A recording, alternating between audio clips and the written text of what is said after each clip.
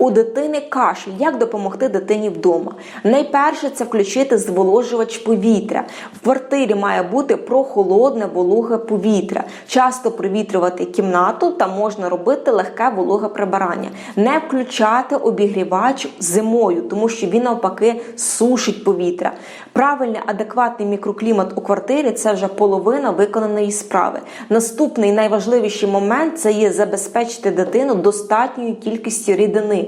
Тобто дитина має протягом дня пити активно, часто та дробно. Зверніть, будь ласка, особливу увагу на цей пункт, тому що якщо дитина отримує достатню кількість рідини та в квартирі вологе прохолодне повітря, то слиз буде розріджений і дитині буде легко його викашляти. А якщо в квартирі навпаки сухо, рідини в організмі недостатньо, дитині буде важко викашляти його, тобто буде сухий подразливий кашель.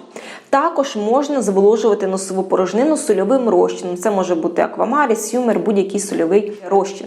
Також можна запропонувати дитині чай з медом або розсмоктувати мед, якщо дитина не має алергічну реакцію. Також можна запропонувати розсмоктувати льодяники, якщо вік це дозволяє і дитина вміє це робити.